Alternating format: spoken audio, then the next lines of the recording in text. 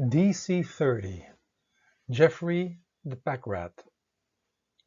Soul-touching and life-enhancing stories. Jeffrey the Packrat. On Rat Planet, it were rats human size and dressed like humans that inhabited the planet. And our story begins with Jeffrey the rat, who grew up as the youngest of a household litter of 7. They lived in a quiet neighborhood in a house made inside a hollow tree, a little distance from town.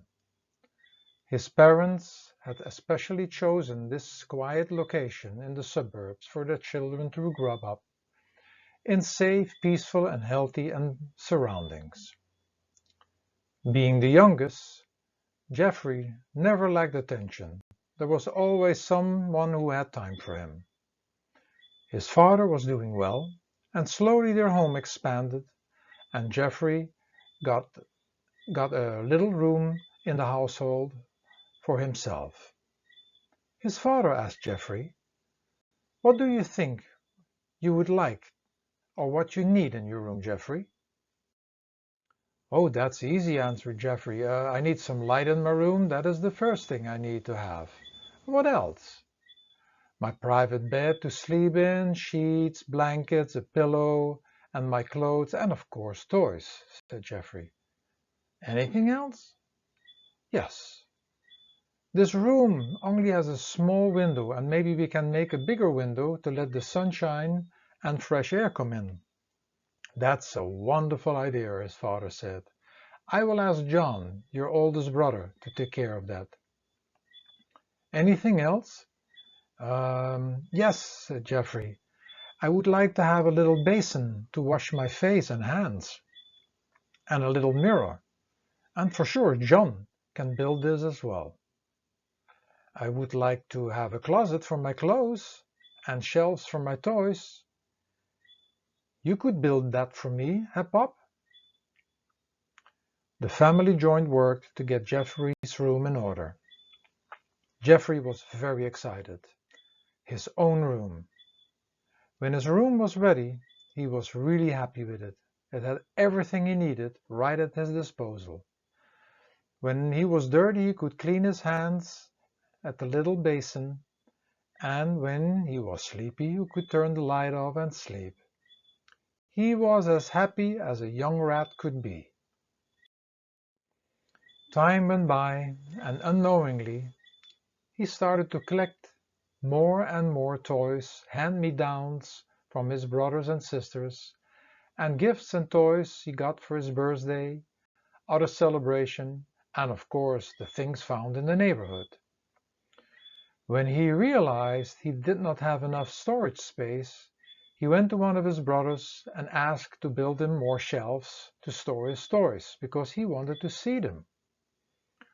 Slowly but surely, he filled the room to the extent that there was almost no unused space on the walls left. The amount of toys and stuff he had collected had to be stored in boxes, which were now standing on top of each other on the shelves, but also in every corner of his room.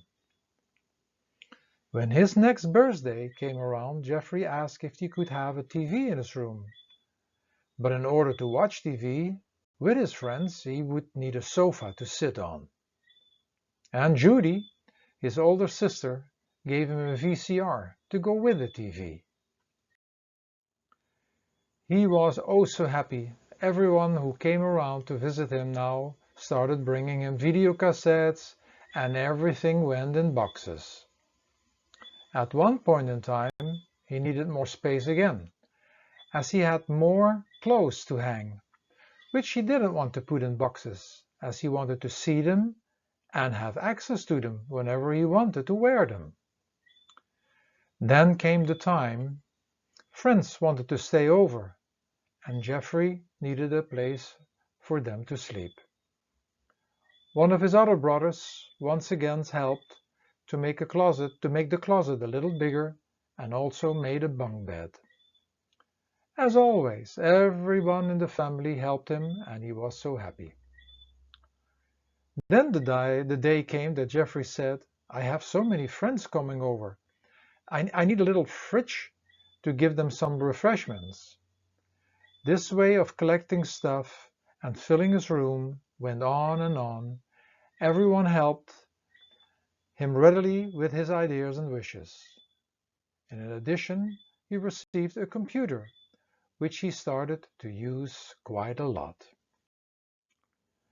As he learned to use the internet, Jeffrey, after coming home from school, did not bother to get out of his room anymore, except at mealtimes. Most of the time he spent hidden away in his room, and snacking became his best friend.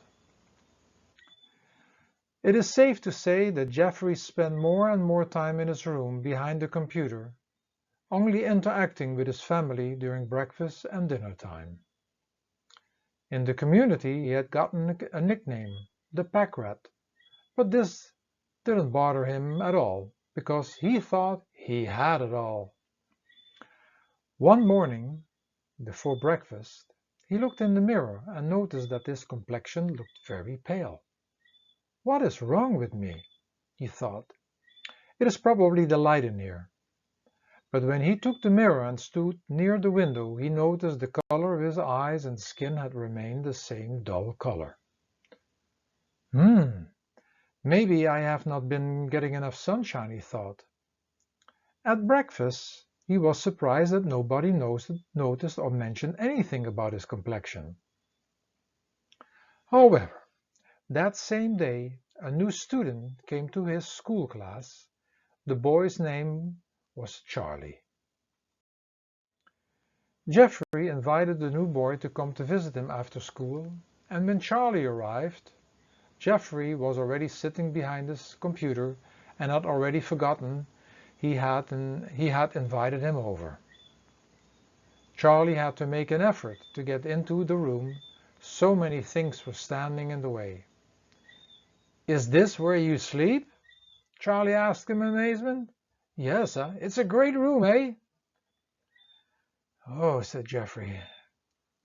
"Come, sit down. I need to talk to you," said Charlie. When Jeffrey sat down on the sofa, he noticed the sofa creaked under his weight. Jeffrey had gained a lot of weight, and he looked like his room, a pack rat. Charlie started to talk about his brother, who had helped him to explore a new world. "I only remembered when I entered your room, Jeffrey. It reminded me of a time not too long ago when my room looked like yours, and I had gained too much weight and gotten sick, but my brother helped me.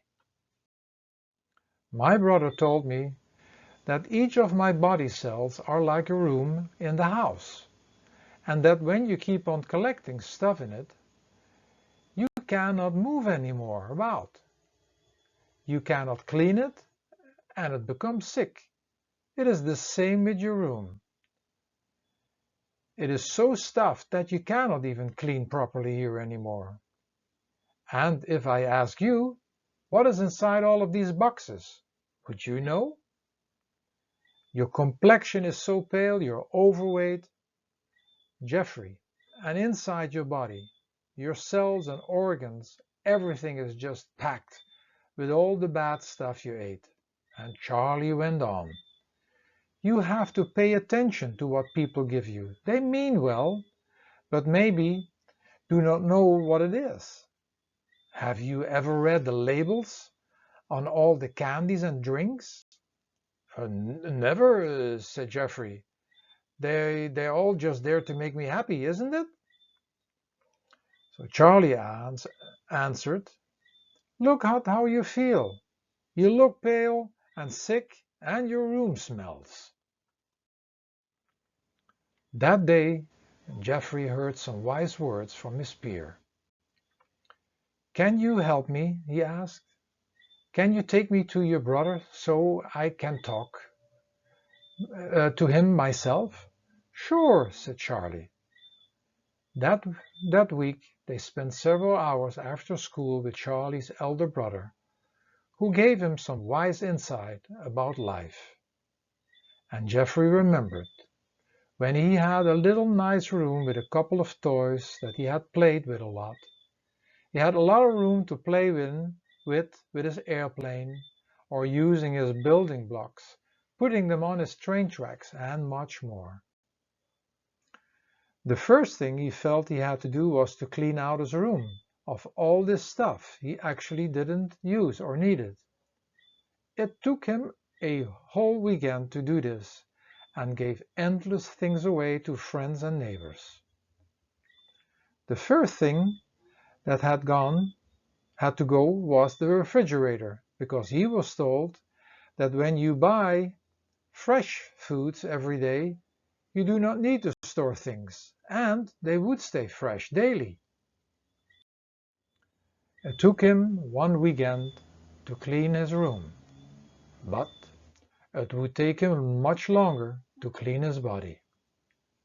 By not putting too much garbage into his body and eating healthier foods and snacks, he gradually noticed changes in his body and started to feel light again.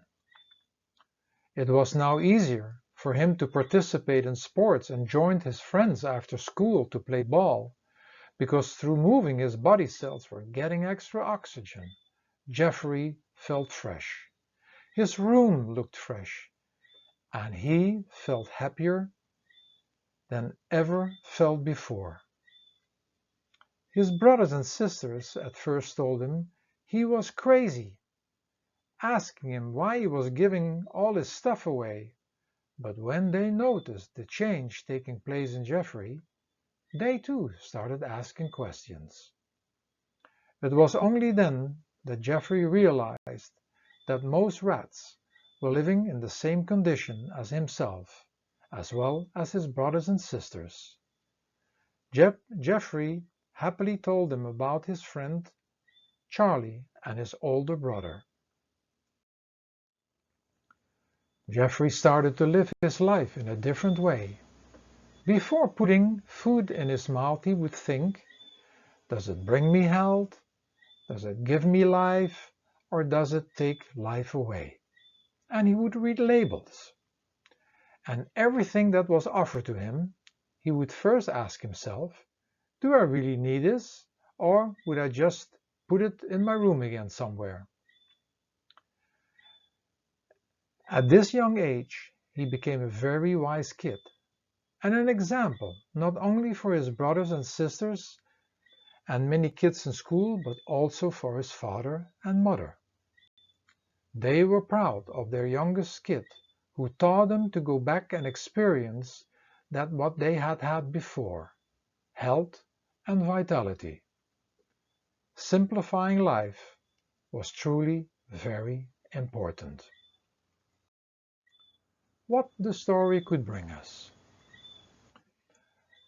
With most people in the modern world, we can state that there is too much stuff collected, which is stuffed in drawers, closets, cellars, and attics, which basically has no use. Simultaneously, modern man has collected through improper eating habits waste materials left behind as a result of undigested food in his body. Any space, like our home, a room, our body, or an organ, which has collected too much waste gets clogged up and cannot function properly. And for that reason, it may be wise to clean these waste materials on a regular basis.